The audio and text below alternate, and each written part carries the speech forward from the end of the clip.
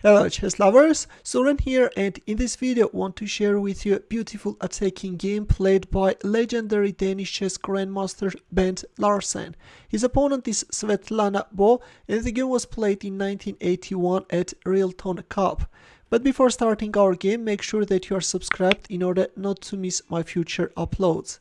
In this game, Larsen had white pieces and he opened up with e4. Svetlana responded with d6, d4, knight f6, black goes for Pirc's defense, knight c3, g6, bishop c4, bishop g7, queen e2, white is preparing this e5 advancement.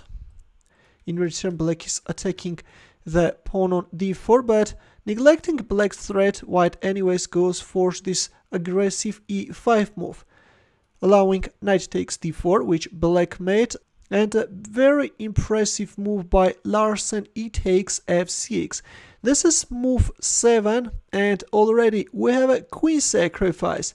If you remember, a few days ago I have already published the correspondence game played in 1974 between Kenneth McAlpine and James Lumsden. In that game we saw this same queen sacrifice as well. From that time on, this queen sacrifice had been seen several times in tournament practice, and I guess that definitely Bent Larsen knew about this, and this was in his home preparation. By the way, I have to tell you that after knight takes d4, going for a queen sacrifice is virtually forced. Otherwise, if you play a move like queen d1, still keeping an eye on c2 square, then after d takes e5, this is move 7, already black has 2 extra pawns, and this is going to be an easy win for black. That's why in our game we have this good old queen sacrifice. It takes f6. All black could do was to accept the queen sacrifice, and f takes g7.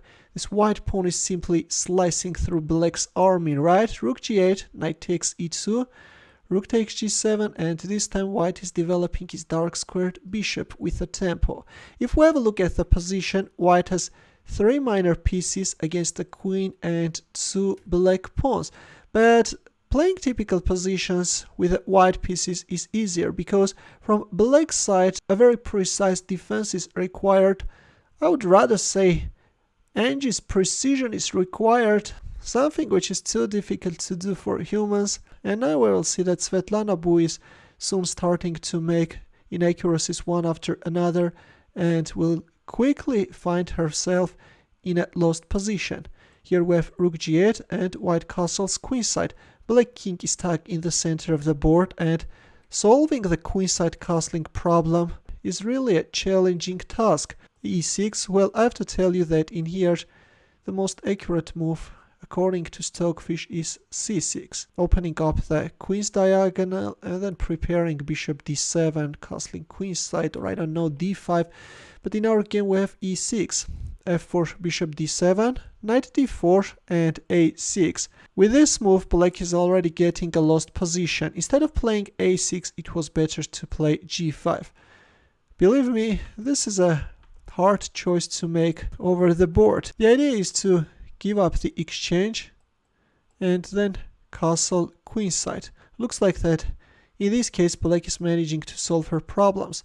But in our game, after knight d4 we have a6. Here comes knight e4, and already the threat is bishop g5. Yes guys, this bishop is so strong that it was better to get rid of the dark squared bishop by giving up the exchange. Rook f8, and of course Bent Larsen didn't even pay attention to that rook, because that could allow black to castle by hand and strengthen her position. Larsen played rook e1. Of course, if you play bishop g5 straight away, then black has this f6 response. That's why we first see rook e1. White is also centralizing the last piece, and only after queen e7 we have bishop g5, f6, and knight takes f6 by Larsen, which turns out to be an inaccuracy. He's grabbing the wrong pawn. Instead, it was better to play knight takes e6. The idea is that now if bishop takes e6, then only now white can go for knight takes f6 check, and white is winning, and then rook takes e6 is coming. Or after knight takes e6, if f takes g5, then simply knight takes c7 and white is winning. But in our game after f6 we have knight takes f6 check, rook takes f6, bishop takes f6 and queen f7. Black is making another mistake and now we'll lose very quickly. The best move is queen takes f6. Here is the idea. When you are capturing on e6, then here black is playing rook b8. And this is a move which is actually very hard to find. The engine even suggests rook a7. And here is the idea. Now, when you are playing rook b8, if you move like knight c5, discover check, then simply king d8 and your bishop is protected, the pawn on b7 is protected, and black is holding. That's why, in view of this knight takes c5 move after knight takes e6, it's not good to play rook c8, protecting the pawn on c7, because after knight c5 check, if you play king d8, still protecting the bishop, then you can even get checkmated. Let's go back, but in our game we have queen f7, and now let's see how Larsen finished up his opponent. Here we have bishop g5. All the time this bishop is controlling this diagonal, not allowing black to castle. Queen g7, bishop takes e6.